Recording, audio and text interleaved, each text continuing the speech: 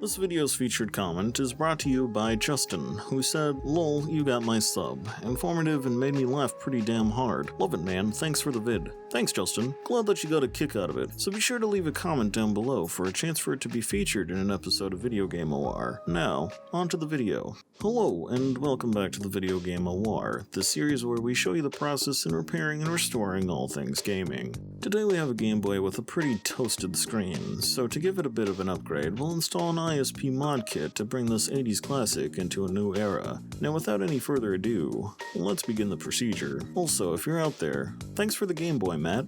To begin, let's remove the batteries and take out this backplate.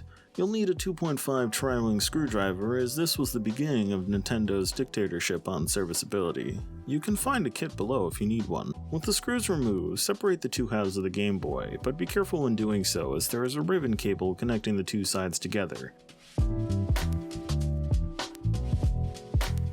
Once the two halves are separated like my parents, draw your attention to the faceplate, as we'll have to remove the screws on the screen's PCB, followed by the PCB itself.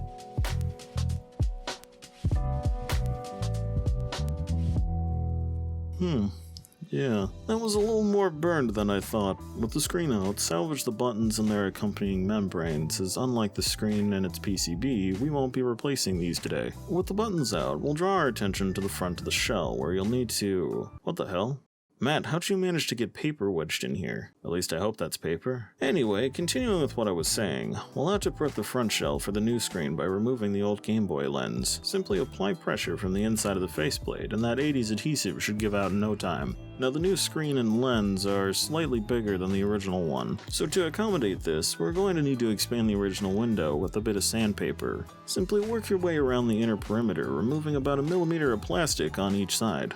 You'll also need to remove a mounting peg with some flush cutters on the inside of the shell to make space for the mounting bracket on the new screen. Turning our attention to the back plate, there's a small tab where the contrast wheel would normally go. This will also need to go the way of the dodo and be removed. Now you'll want to grab that piece of sandpaper again and try to get this as flush as you can, but try not to sand the back PCB while you're at it, as that would be bad. Now that the shell is done with its plastic surgery, let's take a look at the new screen. This one comes from the Retro Game Repair Shop, not sponsored, but link in the description. Opening it up, we're greeted with a Teardown sticker, a warning card, I know exactly where this can go, and a shameless plug for their store. How lovely. Now for the reason you actually bought the kit. Included we have a new screen PCB, some double-sided tape, a plastic bracket, a ribbon cable to connect the new front PCB to the original back one, along with the ISP screen and its daughter board, and the new glass front lens.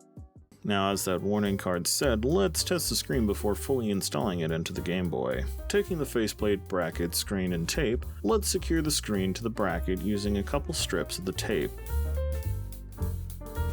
While we're here, might as well secure the ISP's PCB to the bracket so that it's not flopping around in there while testing. Next, mount the bracket to the pegs on the back of the front shell, then drop in the new front PCB and connect the screen ribbon cable to it. Throw in a few screws to hold everything in place while testing. Then take the extra included ribbon cable and slot it into the front PCB, making sure the metal contacts are facing upwards. Then grab the back half and connect the front ribbon cable to it. Giving the cable a light bend can help when inserting it into the socket. Just try not to overbend or crease the cable, as that could damage it. With the cable in place, press the two halves together and insert 4 of your favorite brand of AA batteries. Then turn it on. If everything goes to plan, you should see the screen turn on. If it doesn't turn on, check the ribbon cables. With this one confirmed working, we can now move on to the permanent install. Remove the batteries and disconnect the ribbon cable from the front PCB. Then remove the front PCB from the shell, as we'll need to solder in the speaker.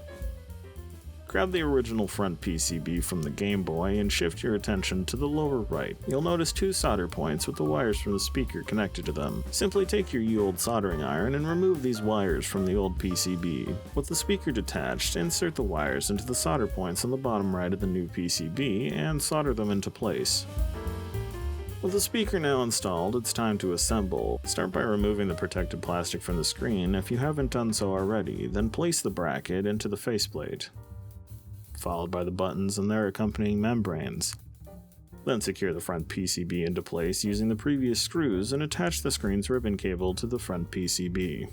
Then grab the back and attach the ribbon cable to the front PCB. Press the two halves together, then grab the new front lens. Remove the paper to expose the adhesive and apply it to the front of the Game Boy.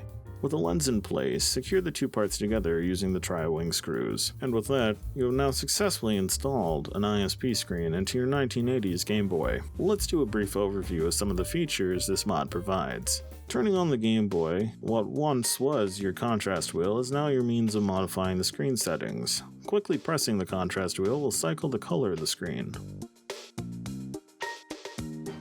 while turning the wheel will adjust the brightness. Holding the contrast wheel will bring up an on-screen display. From here you can alter the brightness, screen position, turn on an effect to mimic the original screen, display the remaining battery, and manually set the color. Waiting a short period of time should automatically exit the menu. So if you enjoyed, remember to leave a like and subscribe so that you don't miss anything new from the Video Game OR. Also, feel free to leave a comment on what you want to see covered for a chance for it to be featured in the next episode. And with that, we'll see you guys in the next one.